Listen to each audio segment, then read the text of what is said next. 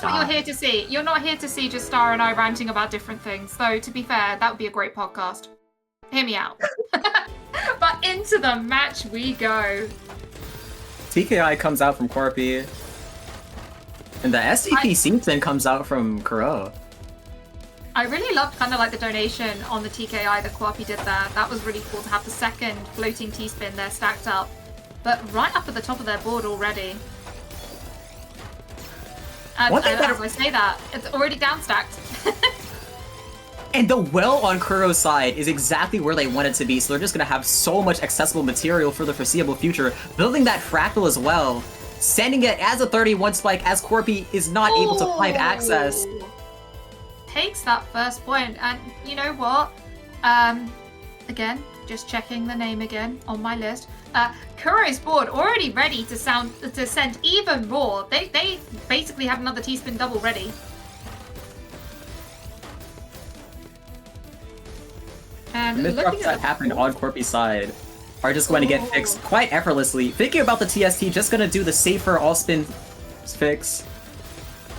Oh, but that looks like the misdrops return. Placement. And Kuro's going to take full advantage of that.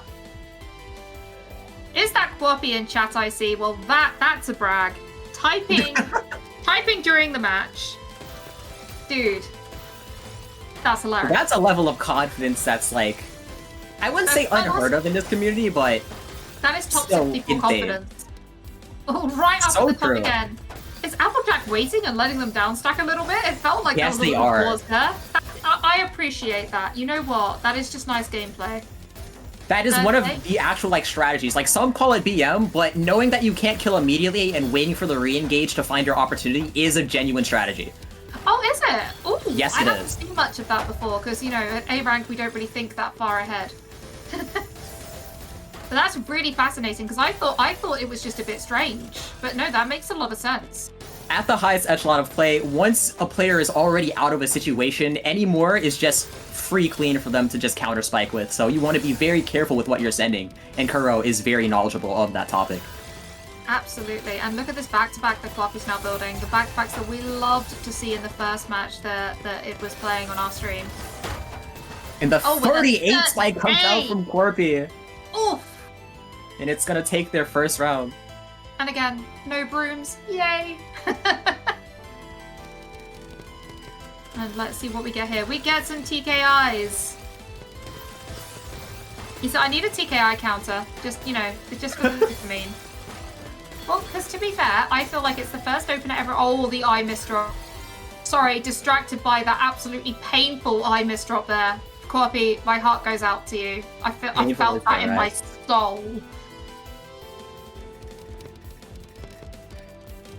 We are going to see the TD opener coming out from QUARPI.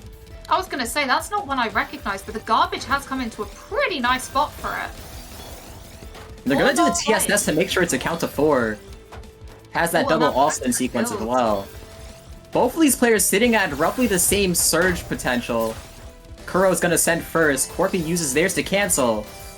And we're going to return to neutral.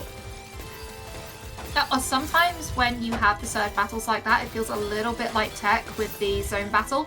And I love the fact that you get that kind of feel here where you're like, oh, which surge is going to go first?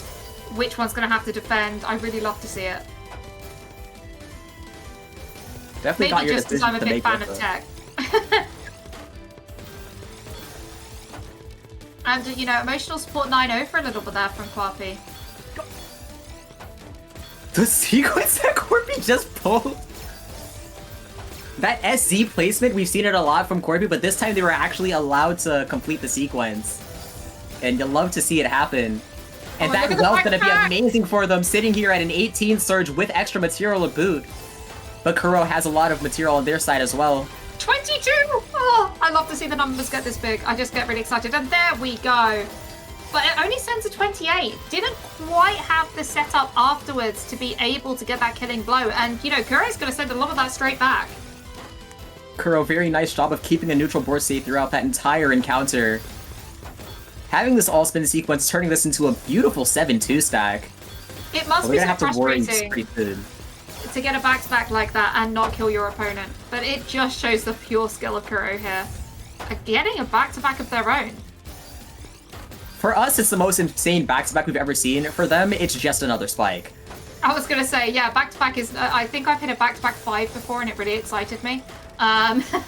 So seeing these big numbers is just a sight to behold. And we know that QUARPI is good at them. The DT comes out from QUARPI. Both players have pretty similar surge potential. Kuro has a follow-up down stack. But QUARPI's no slouch, has a neutral board state here, has the well open. But Kuro's gonna be the first to maintain their surge. And almost 2.5 minutes on our round here. That is something we have not been seeing regularly. Normally these matches are a minute or less.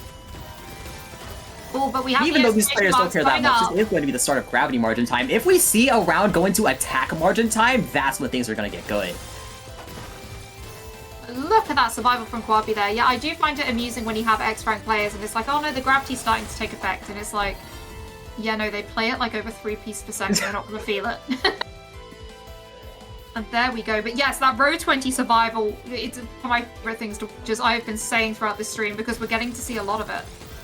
That top of the board confidence, it's a necessity in this level of play. Oh no, QUARPI could have had the perfect clear. No! I tell you, it's always the O-piece. Always. Always. Always. O-piece is criminal, okay? Criminal offensive O-piece. Yeah, I love this. QUARPI on row 20, not even close. It's like, yeah, absolutely. It's like Kuro thinks they've got to dodge this moment, and QUARPI's just like, okay, I will. And Kuro's gonna send their surge first. QUARPI is now the person with the lead looking for their kill opportunity. Oh, look at this back-to-back building. Love to see the surge building. How are we going to build this? Waiting to... You're building that T-spin triple that high up on the board. We love to see it. Sends off a 23 at a perfect time. As we were saying, it's all about timing to get that point. QUARPI is not allowed to say they're bad at timing anymore because they had set up the overhang list, was aware that it was a good time to spike, and declined the overhang list to skim in surge break. That is not something that somebody bad at timing would do. No, absolutely not. So they can, you know, in a really polite way, be quiet. You know, we got to be nice when we're on comms. The vision is immaculate. And QUARPI is going to get the first well access. Gets the second, but needs a third. And gets the 5th point. I'm loving how close this match is. I feel like the scoreline isn't accurately representing just how close these players are. Stats don't tell the whole story, seeding doesn't tell the whole story, and neither does score. You had to be here to watch it yourself. And obviously you all are, so thank you. But look at this, I love it when the garbage is like this. Whenever I see a board like that, I'm like, this is a beautiful down stack. You can easily switch between the wells, and as QUARPI is showing, build something out of it. Oh, still looking pretty clean. Needs to... Oh, a quick break. You know what? Whenever both players have a break like that, it reminds me of those, like, anime fights where both players just stop and take a breather and then get back into it. It literally... Oh, the clutch from QUARPI there. The line 20 play. Oh, my God. But they're gonna have to do it again, as this surge is just gonna keep climbing. Oh, and they cover well at a very unfortunate time, able to access the next. Oh, and they do it. It's they looking scary, but they found their out. That was just the clutch play. Just, yeah, speechless. That was incredible. Truly. And both of these players sitting on their surge. QUARPI sends first, hoping to make Kuro break. And Kuro's gonna sit here and cancel, making sure they have the best board state to maintain this surge as long as they physically can. Oh, look at the 21. The 21 from Kuro this time. These are numbers we are recognizing from QUARPI. And a 35 spike is just going to be incredibly decisive there. But I can't believe that was one round. Yeah. Like, so many things happened. That could have easily been 2 or 3 rounds. And I would have been like, yeah, no, that makes sense. That was incredible. I also do want to call out that decision-making from QUARPI. That was actually a really good play because if they were able to tank that first send, they would have had so much material just to, like, go down. But they weren't expecting the surge break to happen at that moment when Kuro was in such a nice board state. Oh, and my game froze for a little bit there, but now we're back, and it's a 10 back-to-back there. Sometimes Discord stream likes to get a little bit funky. And QUARPI trying to get through their self-cheese right now. Thinking about the optimal way to go about it. But no more skims available. And the momentum is still in Kuro's favor. And again, I just have to say again, the fact that QUARPI only has 2 points here is kind of criminal. Because Very much so. Yeah, They're playing survival extremely alone. well. Applejack there, pausing a little bit just to get the right place. Manages to do so, getting that back-to-back, but yeah, that was awkward positioning. I wasn't sure how they were going to continue the back-to-back from that position. Speaking of back-to-back, the sequence from QUARPI to maintain and start it up. Unfortunately not able to find the skim in time to cancel. But very valiant effort. 8.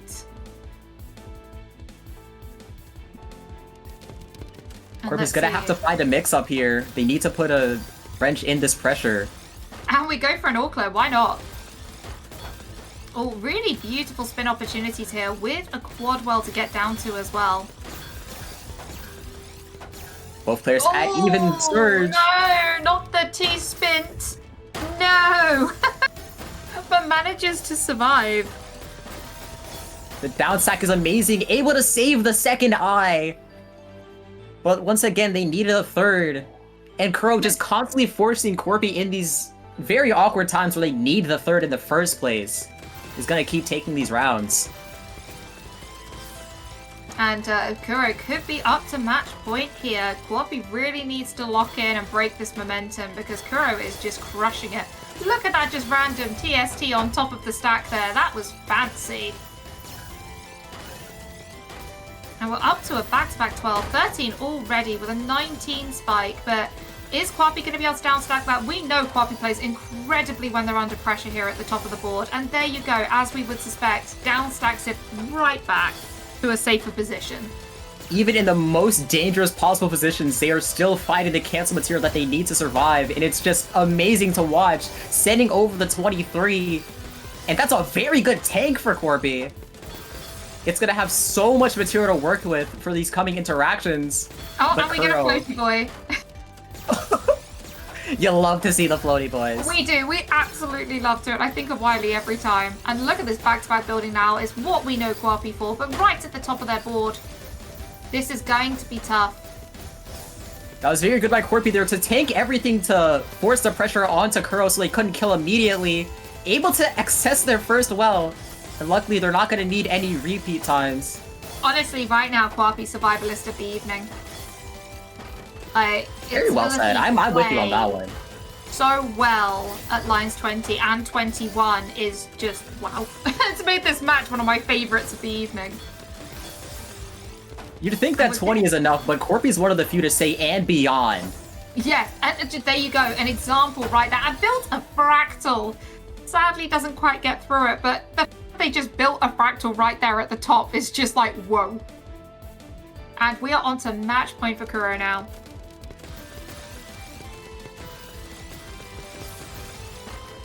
Alright, we see the SDPC spin from Kuro. Unfortunately, they were forced to break their surge, so we're gonna be in a little bit more of a neutral situation here. We're going to keep going here. I love how they set up the S and Z spins. It's not something I recognize, so seeing the new shapes is really cool.